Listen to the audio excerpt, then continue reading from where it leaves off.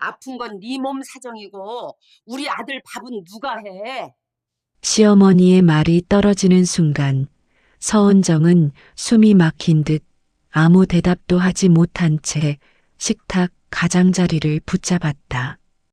김도연은 그런 은정을 보지도 않은 채 엄마 말이 틀린 건 아니잖아. 집은 돌아가야지. 라며 시선을 피했고 그 말에 은정의 얼굴에서는 마지막 기대가 조용히 무너져 내렸다. 그날 은정은 깨달았다. 이 집에서 자신의 병은 걱정의 대상이 아니라 불편함으로 계산되는 존재라는 것을. 오늘 이야기를 들으시며 떠오르는 생각이 있다면 댓글로 남겨주셔도 괜찮습니다. 구독과 좋아요는 이야기를 이어가는 큰 힘이 됩니다. 그럼 시작하겠습니다. 암이래. 뭐가 암이야? 검사 결과. 서은정은 더 말하지 않았다. 말을 꺼낸 순간 이미 공기가 달라졌다는 걸 느꼈기 때문이다. 김도연은 리모컨을 누른 채 화면에서 눈을 떼지 않았다.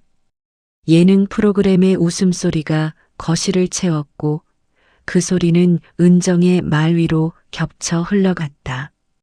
의사가 뭐래? 추가 검사해야 한대. 소외감 이런 거 아니야? 도연은 그제야 고개를 돌려 은정 손에 들린 종이를 봤다. 자세히 읽지는 않았다. 한번 훑고는 코웃음을 쳤다. 요즘 그런 거 많다잖아. 보험금 나오는 거면 차라리 잘 된 거지. 그 말에 은정의 손이 굳었다. 병원에서부터 쥐고 있던 결과지는 식탁 위에 놓였다. 밥상과 나란히. 오늘 저녁 메뉴 옆에 자신의 병명이 놓여 있는 장면이 이상하게 비현실적으로 느껴졌다. 엄마한테는 말하지 마. 도연이 먼저 말했다. 괜히 알면 귀찮아져. 은정은 고개를 끄덕였다. 반박하지 않았다. 이미 예상했던 반응이었기 때문이다. 이 집에서 병은 걱정의 대상이 아니라 관리해야 할 변수였다. 잠시 후 휴대전화가 울렸다. 시어머니 박말순이었다. 도연이 먼저 받았다. 엄마. 잠깐의 통화 끝에 전화는 자연스럽게 은정에게 넘어왔다. 은정아, 너 오늘 병원 갔다며? 네. 뭐 별일은 아니지? 검사 결과가 좀. 아휴, 요즘은 암도 암 아니야. 괜히 호들갑 떨지 마. 말순의 목소리는 단정했다. 걱정은 없었다. 계산만 있었다. 그래서 오늘 밥은 했고? 아직이요. 아이고, 도연이 퇴근하면 바로 먹어야 하는데. 아픈 건 아픈 거고 밥은 밥이지. 전화는 그 말로 끝났다. 안부도 위로도 없었다. 은정은 수화기를 내려놓은 채 한동안 움직이지 못했다. 방금 전 병원에서 들었던 말보다 방금 들은 그 한 문장이 더 오래 귀에 남았다. 도연은 냉장고를 열며 말했다. 엄마 말이 틀린 건 아니지. 아프다고 집안이 멈추면 안 되잖아. 은정은 그 말을 들으며 주방으로 향했다. 몸은 멀쩡해 보였지만 속은 이미 무너지고 있었다. 냄비에 물을 올리며 은정은 문득 생각했다. 이 집에서 자신이 아픈 이유는 중요하지 않다는 생각이었다. 중요한 건 언제까지 정상처럼 굴 수 있느냐였다. 그날 밤 은정은 혼자 침대에 누워 천장을 바라봤다. 결과지는 여전히 식탁 위에 있었다. 치우지 않았다. 치우는 순간 아무 일도 없던 것처럼 될까 봐서였다. 은정은 그날 처음으로 느꼈다. 병보다 먼저 이 집에서 밀려나고 있다는 느낌을. 그리고 그 느낌은 아주 오래 남을 것 같았다. 병원에서 돌아온 다음 날 아침이었다. 은정은 소파에 앉아 숨을 고르고 있었다. 밤새 속이 울렁거렸고 머리가 무겁게 내려앉아 있었다. 검사는 끝났지만 몸은 검사 전보다 더 아파 보였다. 현관문이 열리는 소리가 났다. 말순이었다. 예고도 없이 찾아온 방문이었다. 아직도 누워 있어? 말순은 신발도 벗지 않은 채 거실로 들어왔다. 은정의 얼굴을 한번 훑어보고는 바로 부엌을 봤다. 냄비가 올려져 있지 않은 걸 확인하자 인상이 굳었다. 그래서 우리 아들 밥은? 그 말에 공기가 한순간에 멈췄다. 은정은 대답하지 못했다. 말이 막힌 게 아니라 이 상황이 믿기지 않았기 때문이다. 병원 갔다 왔다며. 말수는 소파 옆에 서서 팔짱을 꼈다. 아픈 게 벼슬이야? 세상에 안 아픈 사람이 어딨어.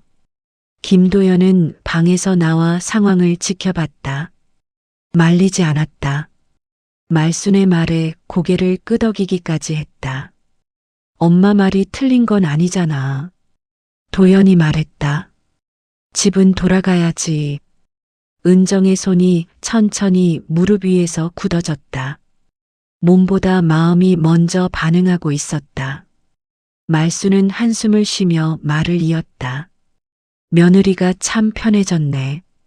예전엔 아파도 밥은 했잖아. 요즘 며느리들은 조금만 힘들면 다 병이래. 그 말들은 칼처럼 정확히 꽂혔다. 걱정은 없었다. 확인만 있었다. 은정이 여전히 며느리 역할을 수행할 수 있는지 그 점검이었다. 검사 결과가 좀 안 좋아요. 은정이 조심스럽게 입을 열었다. 말수는 코웃음을 쳤다. 안 좋으면 얼마나 안 좋아. 암도 종류가 있다며. 소외감이면 보험금도 나오고 좋은 거 아니야? 그 순간 도연의 표정이 바뀌었다. 보험금? 그래. 말순이 말했다. 요즘은 그걸로 치료도 하고 생활도 하고 다 하더라. 거실의 공기가 묘하게 달라졌다. 아픔보다 계산이 먼저 움직이는 순간이었다. 은정은 그제야 깨달았다. 이 집에서 자신의 병은 고통이 아니라 숫자였다. 얼마가 나오느냐, 얼마나 버틸 수 있느냐, 언제까지 밥을 할 수 있느냐. 은정아, 말순이 못 박듯 말했다. 아픈 건 내 몸이고 밥은 우리 아들 문제야. 그건 구분해야지. 그 말에 은정은 더 이상 아무 말도 하지 않았다. 대신 마음속에서 무언가가 조용히 무너졌다. 이 집에서 아픔은 이해의 대상이 아니었다. 역할을 못하면 문제가 되는 것이었고 돈이 되면 참을 만한 것이었다. 그날 이후 은정은 알게 되었다. 이 싸움은 병과의 싸움이 아니라 사람과의 싸움이라는 것을, 그리고 이 싸움에는 끝이 있다는 것도. 은정은 그날 처음으로 확신하고 있었다. 그날 밤 집안은 이상할 만큼 조용했다. 서은정은 방에 누워 있었고 김도연은 거실에서 텔레비전을 보고 있었다. 같은 공간이었지만 두 사람은 이미 다른 쪽을 보고 있었다. 은정이 몸을 일으켜 물을 마시러 나오자 도연이 먼저 말을 꺼냈다. 엄마 말 너무 신경 쓰지 마. 말은 위로처럼 들렸지만 표정은 달랐다. 귀찮다는 기색이 먼저였다.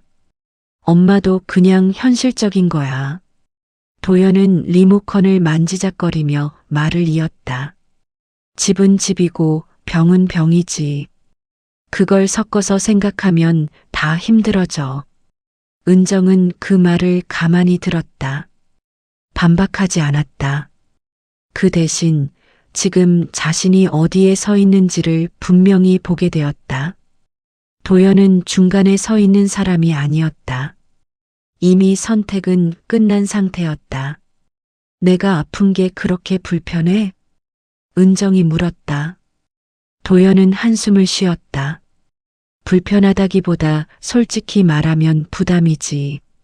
회사도 바쁜데 집까지 이러면 숨 막혀. 그 말은 솔직했다. 그래서 더 정확했다. 은정의 아픔은 도연에게 감당해야 할 짐이었다. 함께 견딜 일이 아니었다. 잠시 후 전화벨이 울렸다. 도연의 휴대전화였다. 박말순이었다. 엄마. 도연은 통화를 스피커로 바꾸지도 않은 채 받았다. 은정이는 뭐해? 방에 있지. 아직도 누워있어? 응. 잠깐의 침묵 뒤 말순의 목소리가 낮아졌다. 너 너무 봐주지 마. 아픈 건 아픈 거고 며느리는 며느리야. 내가 중심 잡아야지. 도연은 고개를 끄덕이며 말했다. 알아. 나도 그렇게 생각해. 그 짧은 대답이 은정의 가슴을 조용히 찍어 눌렀다. 설명도 변명도 없었다. 그 순간 은정은 확실히 알았다.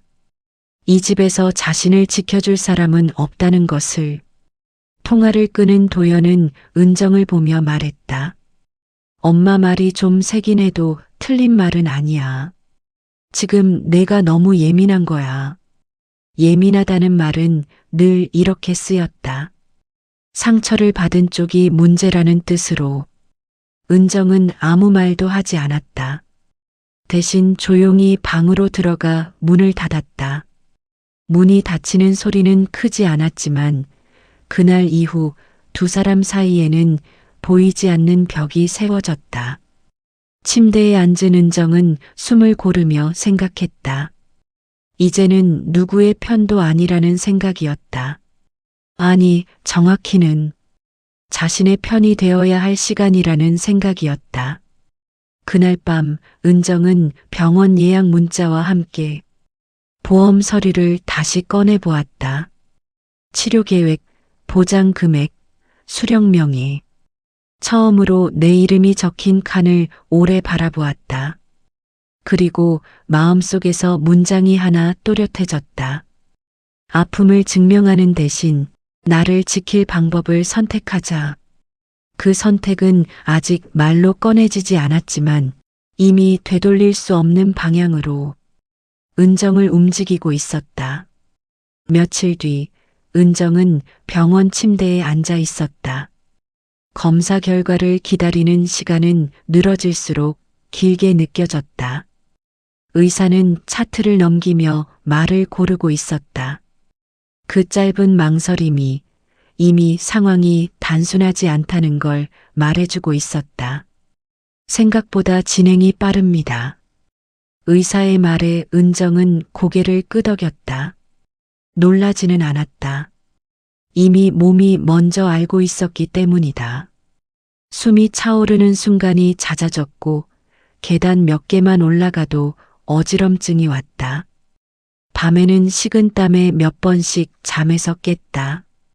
집에 돌아와 이 사실을 전했을 때 도연의 반응은 예상에서 크게 벗어나지 않았다. 그래서 치료는 얼마나 걸리는데? 항암부터 시작해야 한대. 그럼 더 오래 누워 있겠네. 걱정보다는 계산이 먼저였다.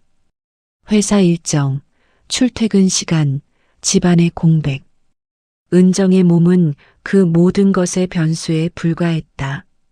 며칠 후 항암 치료가 시작됐다.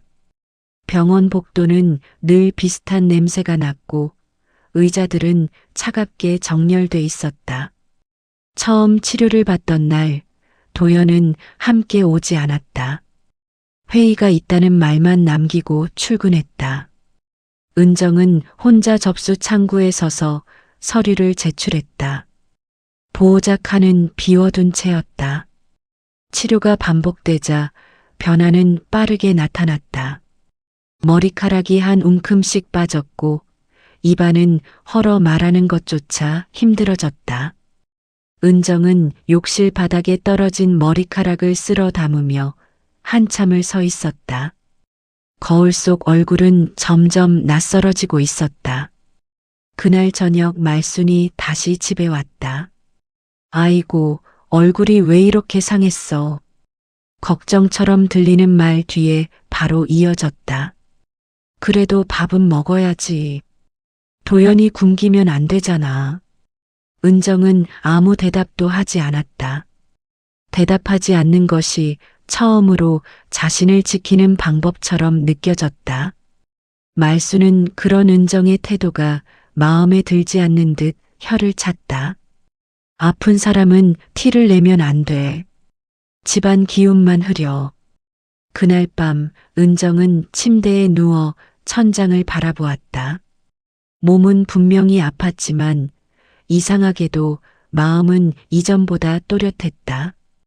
이 고통이 어디서 시작됐는지, 무엇 때문에 더 깊어졌는지를 이제는 분명히 알고 있었기 때문이다. 다음 날 은정은 병원에서 치료 동의서에 서명했다. 보호자 서명란은 다시 비워두었다. 대신 자신의 이름을 또렷하게 적었다. 펜 끝이 떨리긴 했지만 글자는 흐트러지지 않았다. 그 순간 은정은 깨달았다. 이 치료는 누군가를 위해 견디는 시간이 아니라 자신을 살리기 위한 선택이라는 것을. 몸은 무너지고 있었지만 결정만큼은 이전보다 단단해지고 있었다. 항암 치료가 몇 차례 지나가자 은정의 몸은 눈에 띄게 달라졌다. 체중이 빠졌고 얼굴은 쉽게 피로해졌다.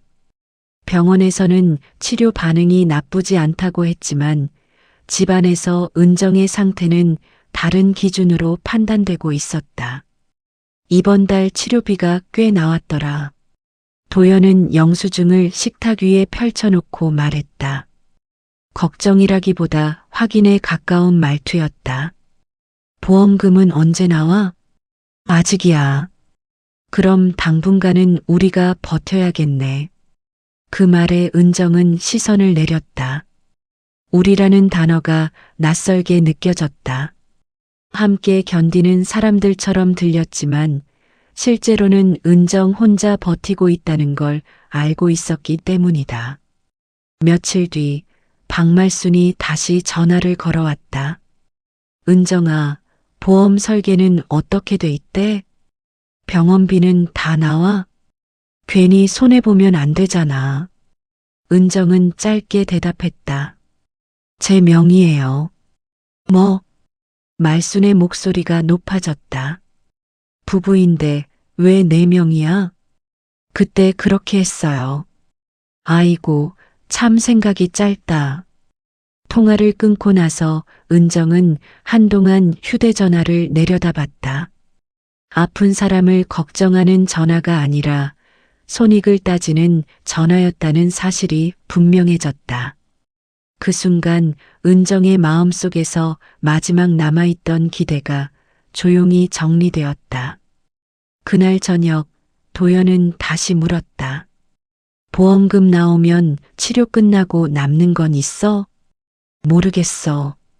그래도 미리 계획은 해야지. 은정은 그 말을 들으며 깨달았다. 이 집에서 자신은 환자가 아니라 비용이 드는 프로젝트라는 사실을요. 투자 대비 결과를 따져야 하는 대상이었다. 며칠 뒤 병원에서 좋은 소식이 전해졌다. 종양 크기가 줄어들고 있다는 말이었다. 치료는 힘들었지만 효과는 분명히 나타나고 있었다. 은정은 혼자 병원 복도를 걸으며 그 말을 되새겼다. 기쁘면서도 이상하게 조용한 감정이 들었다. 집에 돌아와 그 소식을 전했을 때 도연의 반응은 단순했다. 그래, 그럼 이제 좀 끝이 보이겠네. 그 말 뒤에 이어진 질문은 이것이었다. 보험금은 언제쯤 나온대? 은정은 그날 밤 다시 서류 봉투를 열었다. 치료비 내역, 보험 약관, 수령 계좌, 모든 서류에 적힌 이름은 하나였다. 서은정. 그 이름을 보며 은정은 처음으로 안도했다. 그 순간 은정은 알았다. 이 병이 자신에게 남긴 가장 큰 변화는 몸이 아니라 누구에게 기대지 말아야 하는지를 분명히 가르쳐 주었다는 사실이었다. 그리고 그 깨달음은 회복보다 먼저 은정을 자유롭게 만들고 있었다. 치료가 막바지에 이르자 병원에서 사용하는 말이 달라지기 시작했다. 반응이 좋습니다. 경과를 조금 더 보겠습니다. 이제는 회복 단계로 들어간다고 보셔도 됩니다. 의사의 설명은 차분했지만 그 문장들은 은정의 삶에 분명한 선을 긋고 있었다. 끝이 보인다는 말이었다. 아직 완전히 끝난 것은 아니었지만 최소한 터널의 출구는 확인된 상태였다.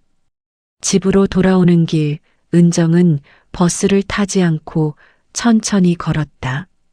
머리에는 여전히 가발을 쓰고 있었지만 이전처럼 고개를 숙이지 않았다. 사람들의 시선이 느껴졌지만 더 이상 그것이 자신을 규정하지 않는다는 걸 알고 있었기 때문이다. 집에 들어서자 도연이 말했다.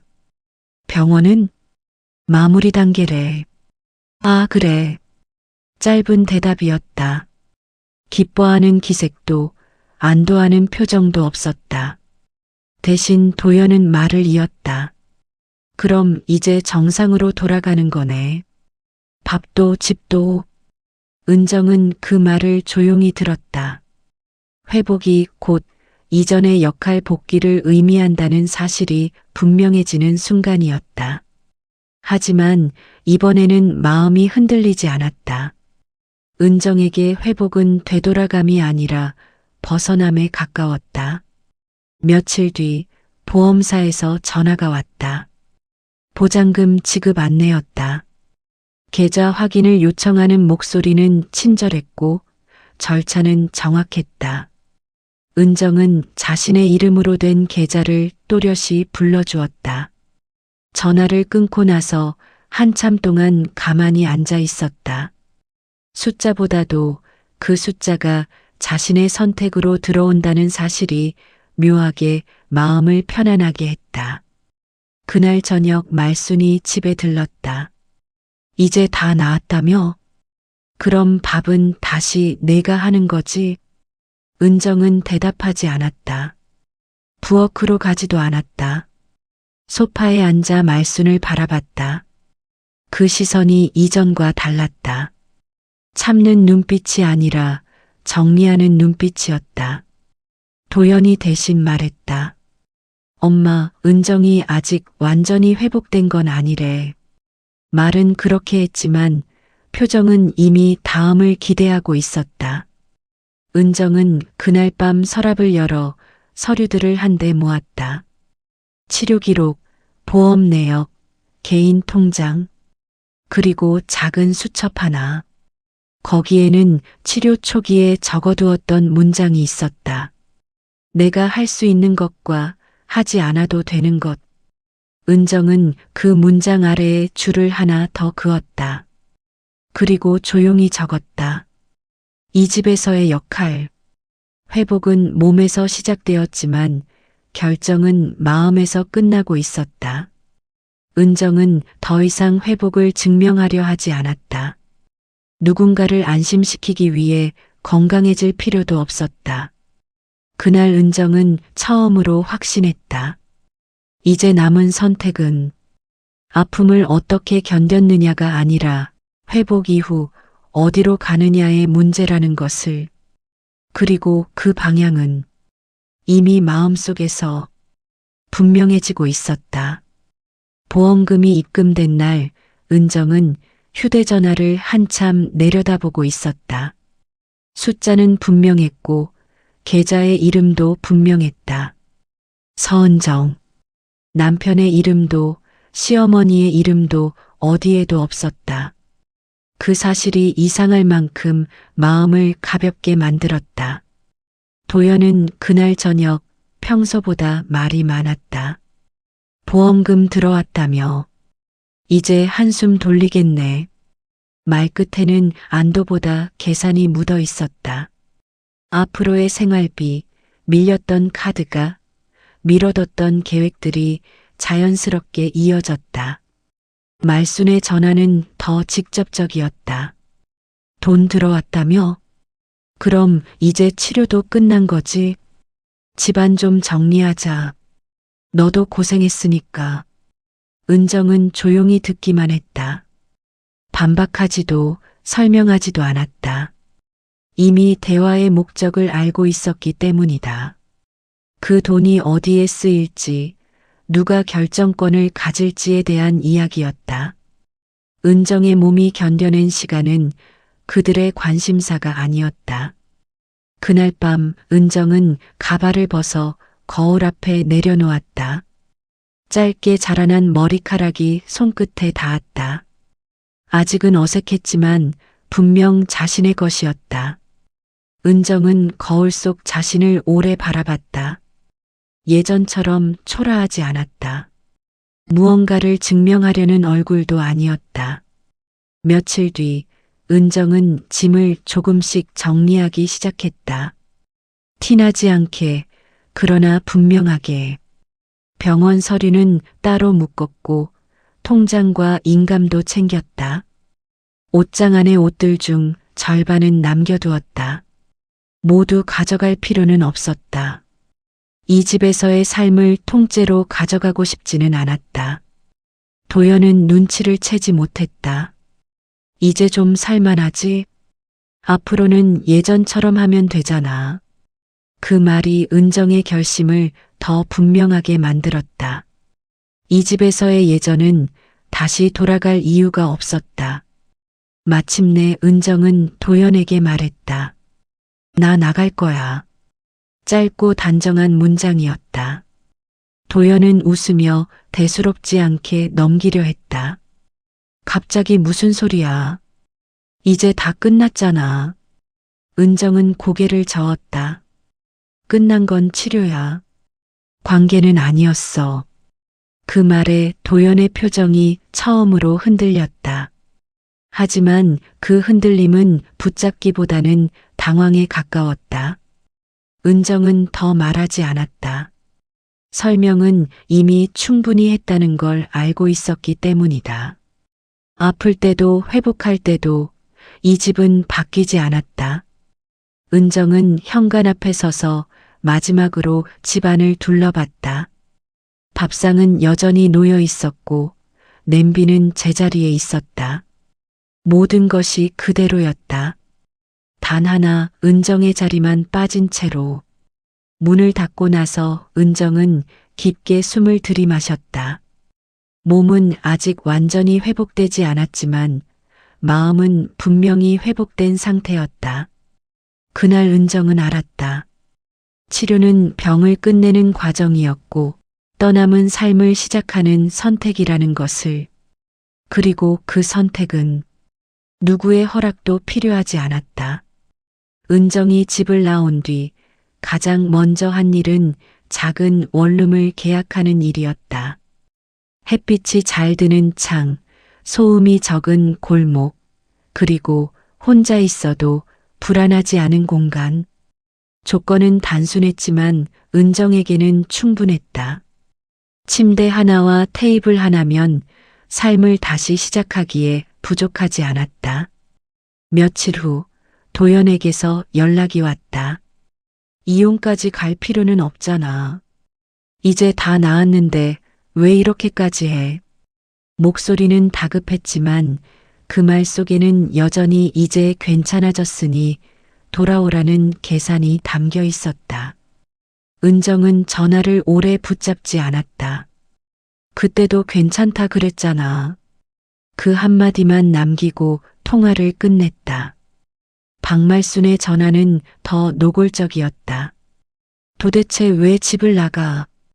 보험금은 어떻게 할 거야? 부부 돈인데 상의는 해야지. 은정은 잠시 침묵하다가 차분하게 말했다. 그건 제 치료비예요. 제 이름으로 나온 돈이에요. 말수는 잠깐 말을 잇지 못했다. 그래도 가족인데. 가족이면 아플 때 먼저 물었어야죠. 그날 밤 은정은 통장 내역을 다시 한번 확인했다. 숫자는 변하지 않았다. 하지만 그 숫자가 의미하는 바는 분명해져 있었다. 그 돈은 누군가를 부양하기 위한 자금도 관계를 유지하기 위한 접착제도 아니었다. 자신이 버텨낸 시간의 기록이었다. 며칠 뒤 마지막 진료가 있었다. 의사는 미소를 지으며 말했다. 이제 치료는 종료입니다.